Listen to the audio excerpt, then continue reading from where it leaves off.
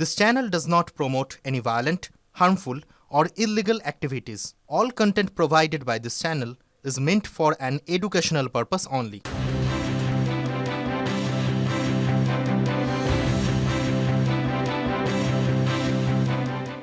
মুর্শিদাবাদের শমশেরগঞ্জের ঘটনার দিকে তো নজর রাখতে হবে। সেই হরগোবিন্দ দাস এবং চন্দন দাস খুনিয়ে নৃশংসভাবে যে খুন করা হয়েছে তাদেরকে, সেই ঘটনায় তো আজ সাজা ঘোষণা করা হলো। এই মামলায় 13 জনকে যাবজ্জীবন সাজা দিয়েছে জঙ্গিপুর আদালত। আমার সঙ্গে রয়েছেন আমার সহকর্মী কৌশিক। হরগোবিন্দ দাস এবং চন্দন দাস তার পরিবারের সদস্যরা কি খুশি এই স্বস্তিতে, এই নির্দেশের পর? কারণ যাবজ্জীবন সাজা দেওয়া হয়েছে 13 জনকে।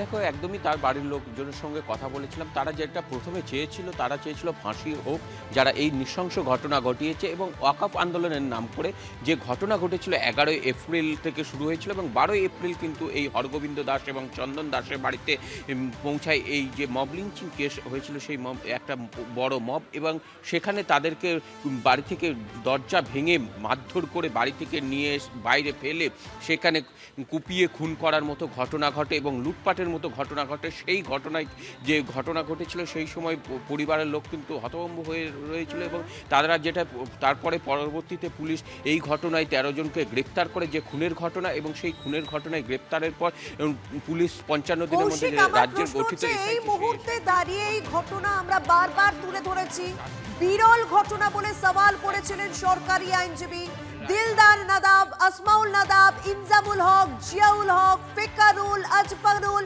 শেখ, মনিরুল শেখ, ইকবাল শেখ, নুরুল ইসলাম, সাবাকরিম, এরকম প্রচুর নাম উঠে এসেছে। 13 জনের যাবজ্জীবন সাজা দেওয়া হয়েছে। এই সাজা যে ঘোষণা হলো, তার পরিবারের সদস্যরা, হরগোবিন্দ দাস ও চন্দন দাসের পরিবারের সদস্যরা, তারা কি সন্তুষ্ট? আমি এই রিয়াকশনটা চাইছি তোমার কাছ থেকে।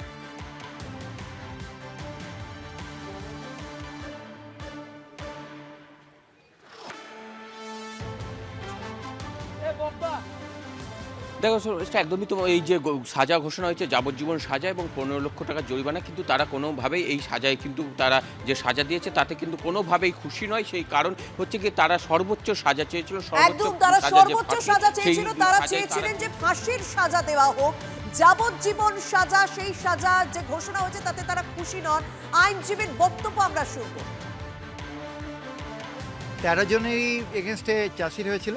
13 জনের এগেনস্টেই আমরা 38টা উইটনেসকে প্রেস করেছি। 13 জনেরই যাবজ্জীবন হলো, এবং ডাকাতির জন্য 10 বছর। কারণ এরা বাড়িতে ঢুকে ওই বাড়ি থেকে অরবিন্দবাবু বাড়ি থেকে, চন্দনবাবুর বাড়ি থেকে জিনিসপত্র লুট করেছিল। বাড়িতে দরজা ভেঙে ঢুকে হাউস ট্রেসপাস এগুলো করেছিল, তার জন্য 10 বছর সাজা হলো, এবং আমাদের রায়োটিংয়ের জন্য 5 বছর সাজা হলো। একদম। এর পাশাপাশি কিন্তু স্বাভাবিকভাবে তার পরিবারের সদস্যদের রিয়াকশন এই মুহূর্তে গুরুত্বপূর্ণ। তারা বলছেন ফাঁসির সাজা হোক, ফাঁসির সাজাতেই তারা অনড় রয়েছেন। তার পরিবারের সদস্যের বক্তব্য শুনব। আমি ফাঁসি চাইছি। আমার ছেলে স্বামীকে হত্যা করলে এমন করে কেটেছে, ছেলেকে তো একবারে খাসি কাটা করে কেটেছে। আমার স্বামীকে তো একবারে বুককে চিড়ে দিলে, কি দিয়ে যে চিনলে, এই দিয়ে কুড়োল দিয়ে কাটলে কি ভোজালি দিয়ে কাটলে।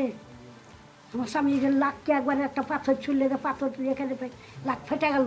তারপরে আমার এখানে মেলে পাথর ছুঁড়ে একবারে, আর দরজা খাতে কেটে ফেলিয়ে দিলে, একবারে কিছু ছিল না। মমতা যাবে বলে যে রেতে বলে রাতে 1টার সময় পিন কাটা যে মেরে দুদিকে পাইমার মেরেছে। আপনি ফাঁসি চান, আইনি লড়াই হবে, আমরা আপনার সঙ্গে আছি। হরগোবিন্দ দাসের পরিবারের সদস্যের বক্তব্য শুনলেন, কিন্তু বিরোধী দলনেতা শুভেন্দু অধিকারী তিনি বলছেন তিনি উচ্চ আদালতে যাবেন। কি বলেছেন? আমরা এই জাজমেন্টে খুশি নই, তাই তো মা? আমরা বাড়ির ভিতরে ঢুকে পশু কাটার অস্ত্র দিয়ে কুপিয়ে কুপিয়ে কুপিয়ে কুপিয়ে কুপিয়ে কুপিয়ে কুপিয়ে কুপিয়ে কুপিয়ে খণ্ড খণ্ড খণ্ড খণ্ড খণ্ড করে খুন যারা করলেন, পৈশাচিক খুন, চরম মৌলবাদীদের আস্ফালন, জঙ্গিদের মতো এক্সট্রিমিস্টদের মতো কাজ। এদের ফাঁসি গোটা ভারতবর্ষ, গোটা পশ্চিমবঙ্গ চেয়েছিল, ইনক্লুডিং পরিবার। আমি মা পারুল দাসের অনুমতি নিয়েই বলছি, তিনি উচ্চ আদালতে এই রায়ের বিরুদ্ধে তিনি যাবেন। আমরা হাইকোর্ট, সুপ্রিম কোর্টের যে লয়ারদের দরকার সেই লয়ারদেরকেই উনার পরিবারকে যাতে আইনি লড়াইতে সাহায্য করে তার ব্যবস্থা আমরা করব। ওপার বাংলায় যে বদবদ পরিস্থিতি, সংখ্যালঘু হিন্দুদের উপর যেভাবে অত্যাচারের ঘটনা ঘটছে, মৌলবাদী ঘটনা ঘটছে, সেই ঘটনার আজ কিন্তু এপার বাংলাতেও পড়তে শুরু করেছে। আজ বামেরা তারাও প্রতিবাদে নেমেছিলেন, তারা প্রতিবাদে পথে নামেন। বাংলাদেশ উপদূতাবাস অভিযান বামেদের বেগবাগান মোড়ে মিছিল আটকায় পুলিশ। আজ সকালে থেকে আপনাদের সেই ছবি তুলে ধরেছিলাম, যখন বিশ্ব হিন্দু পরিষদের সদস্যরা তারা প্রতিবাদে নেমেছিলেন। আজ বামেরা বেগবাগান মোড়ে তারা মিছিল করে যাচ্ছিলেন বাংলাদেশ উপদূতাবাসের উদ্দেশ্যে, তাদের মিছিল আটকালো পুলিশ। হিন্দু জাগরণ মঞ্চের পক্ষ থেকে আজ প্রতিবাদে পথে নেমেছিলেন বাংলাদেশ উপদূতাবাসের উদ্দেশ্যে, তারাও রওনা দিয়েছিলেন। ধুন্ধুমার পরিস্থিতি হয়েছিল সকালে, তারপর বেলা গড়াতেই সন্ধ্যেবেলা এই ছবি ধরা পড়ছে। বামেরাও তারা আজ পথে নামেন। ওপার বাংলায় যে সংখ্যালঘু হিন্দুদের উপর অত্যাচারের ঘটনা ঘটছে, দীপু দাসের মৃত্যুর ঘটনা, সেই ঘটনার প্রতিবাদ এপার বাংলায়। পাকযোগের অভিযোগে 4 জনকে রায়গঞ্জ থানার পুলিশ গ্রেপ্তার করেছে। রায়গঞ্জের গৈতরা গ্রামে এই ঘটনাটা ঘটেছে। সূত্রের খবর, ওই এলাকার একটি দোকানে জিনিস কিনতে গিয়ে ধরা পড়ে কালিয়াচকের 4 বাসিন্দা। অনলাইনে লেনদেনে ইউপিআই নম্বরে পাকিস্তানের কোড দেখে সন্দেহ হয় স্থানীয়দের। জিজ্ঞাসাবাদে একাধিক অসঙ্গতি মিলেছে।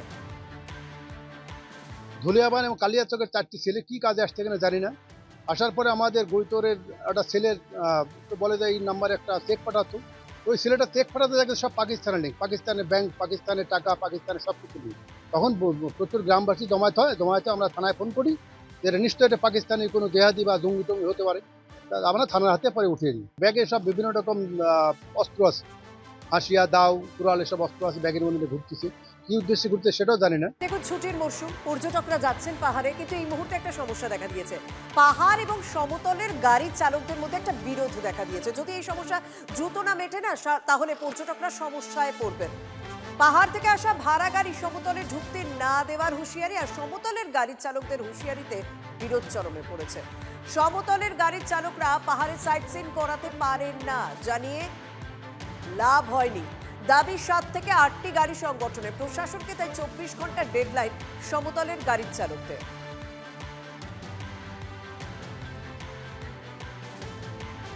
পাহাড়ে নিয়োগ দুর্নীতির মামলায় চাকরি বাতিলের যে নির্দেশ, তাকে চ্যালেঞ্জ করে এবার আদালতে যাওয়া হয়েছে। ডিভিশন বেঞ্চে জিটি বিচারপতি তপব্রত চক্রবর্তীর ডিভিশন বেঞ্চে শুনানি হবে এবং পাহাড়ে নিয়োগ দুর্নীতির অভিযোগে 313 শিক্ষকের চাকরি বাতিলের নির্দেশ দেন বিচারপতি বিশ্বজিৎ বসু।